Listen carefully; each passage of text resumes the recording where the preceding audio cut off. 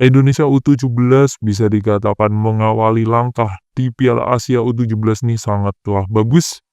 Menghadapi Korea Selatan, bisa dikatakan hasil imbang itu sudah sangat oke, tapi nyatanya timnas U17 berhasil keluar dengan memenangkan pertandingan. Meskipun 90 menit bisa dikatakan diserang habis-habisan oleh Korea Selatan. Menghadapi tim yang bisa dikatakan terbaik di grupnya, melangkah atau ya bisa mendapatkan 1 poin itu hal yang sangatlah luar biasa dan ini bisa menang. Ya memang harus bisa dikatakan menunggu ya, melihat Korea Selatan yang diunggulkan. Timnas Indonesia ini tergabung dalam grup C bersama Afghanistan, Yaman, dan juga Korsel. Jadi Korsel ini yang bisa dikatakan paling berat, tapi nyatanya 90 menit kita bisa dapat 3 poin tuh hal yang luar biasa.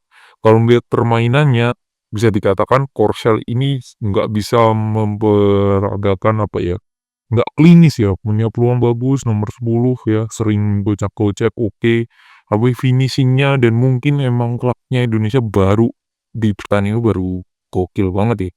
Maksudnya Indonesia itu punya 1 peluang di babak pertama, Mirza kalau nggak salah nomor 9, dapat true pass karena high defense dari Korsel, true pass one on one dengan kiper. Jadi tidak bisa cetak gol. Babak pertama udah, selain itu tidak ada peluang. Korsel full mendominasi pertandingan dan bisa dikatakan Indonesia skemanya hampir mirip kayak waktu Sintayong juga bisa mengalahkan di timnas U23 ya waktu itu yang lewat adu penalti.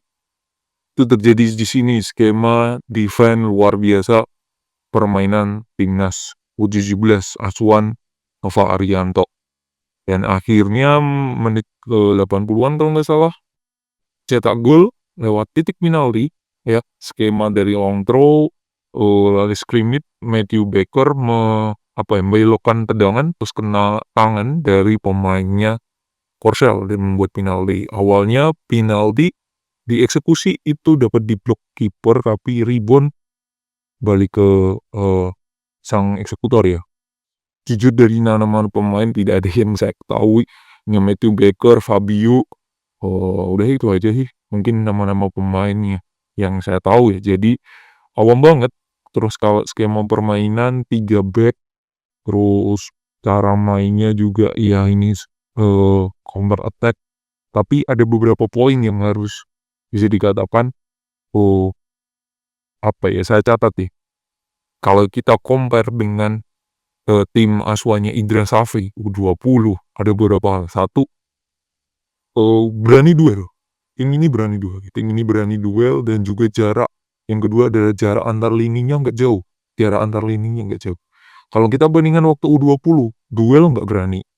Kalaupun ada yang melakukan pressing, tidak diikuti teman-teman yang lain. Jadi tidak ada yang namanya komunikasi kalau saya melihat waktu zamannya Indra Safri di U20. Tapi di sini di U17 ini beda.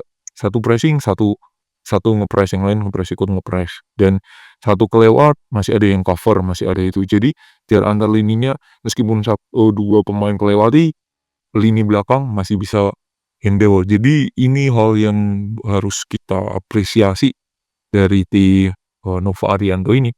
Nah, cuman nanti tantangannya di match-match selanjutnya yaitu lawan Yaman dan lawan Afghanistan. Yaman nanti di tanggal 7, lawan Afghanistan lalu tanggal 11.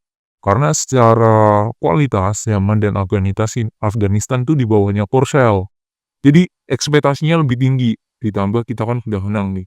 Dan peluang kita lolos dari grup ini sangatlah besar untuk di Piala Asia ini. Ya, jadi ini modal yang luar biasa banget kemenangan atas Korea Selatan dan ini bisa dikatakan back to back ya, kita bisa mengalahkan Korsel di U23 lewat Sintayong di adu penalti, terus ini di U17 lewat Nova Arianto dan bisa dikatakan Nova Arianto ini memang apa ya, kalau saya harus apresiasi dengan gemblengan fisik alam militernya Nova Arianto ini sangatlah berguna banget untuk timnas Indonesia karena mereka berani berduel ya dengan Korsel nih, berani duel. Meskipun menit 80-an something lihat banyak pemain yang mulai ada capaian dan lainnya karena tensi diserang terus ya itu wajar, wajar banget. Tapi, Korsel nggak bisa apa-apa, finishing-nya jelek, dan ya apapun itu, entah itu luck, entah itu beruntung, tapi kita harus apresiasi daya juang dari permainan timnas ya. Ada beberapa hal yang menarik juga selain tadi jarak antar lini, terus berani duel, fisik juga.